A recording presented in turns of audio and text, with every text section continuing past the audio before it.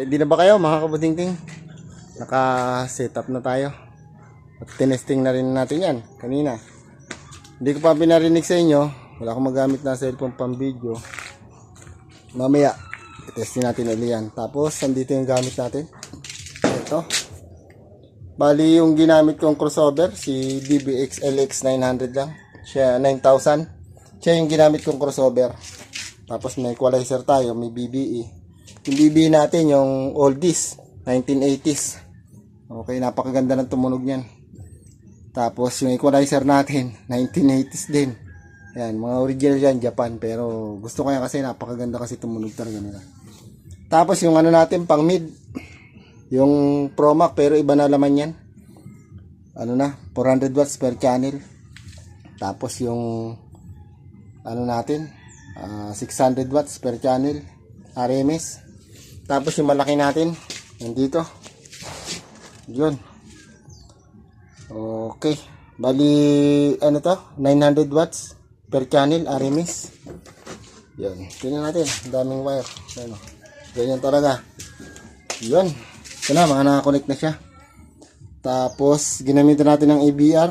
Yung malilit nating mga, ano, mga processor.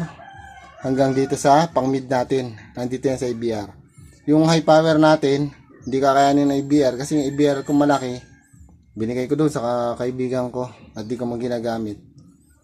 Tuwing bagong taon ko lang nagagamit. Mas gamit niya, may sound system talaga siya.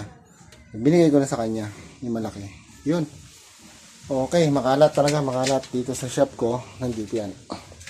Tapos, share ko lang sa inyo yung ginawa ko dito kay DBX LX 9,000. Yung connection natin mga kabutingting. Ito ay napakahalaga din kasi. Yan. Bali ito yung input niya. Galing mixer. Nag-bluetooth tayo sa mixer. Tapos, nag-out ng mixer. Nag-in dito sa auxiliary ni LX 9000. Tapos, out nung mid-high. Tapos, subwoofer. Yun ang kinagandahan dito mga kabutingting sa subwoofer niya. Kasi magkahiwalay siya ng frequency. Pag gusto niyo yung isa, medyo matigas yung tunog, yung isa malambot. Isang amplifier, matigas. Yung isang amplifier, malambot. Yun. Kaya magkahiwalay yan. Yan. Bali left right ng amplifier. Naka one channel. Tapos naka-set tayo ng frequency. Yun. Yun ang kinagandahan talaga dito kasi nahihiwalay nyo silang dalawa. Yung isang channel, isang amplifier. Yung kabilang channel, isang amplifier ulit. Pwede nyo siyang may matigas ka, may malambot. Para pag pinakinggan talaga ng ano natin, ng mga makikinig, ng mga ano, quality man yung talagang sounds natin. Ito rin ang kinagandahan ko dito sa mid-high natin itong DBX LX 9000. Dahil yung mid niya, tsaka yung high, talagang natitimpla mo siya kasi meron siyang mid-bass. Yeah, kung gusto mo siyang mid na konting bass, yan pwede. Kung gusto mo itong mid na dito, yung tweeter niya, naihiwalay mo din.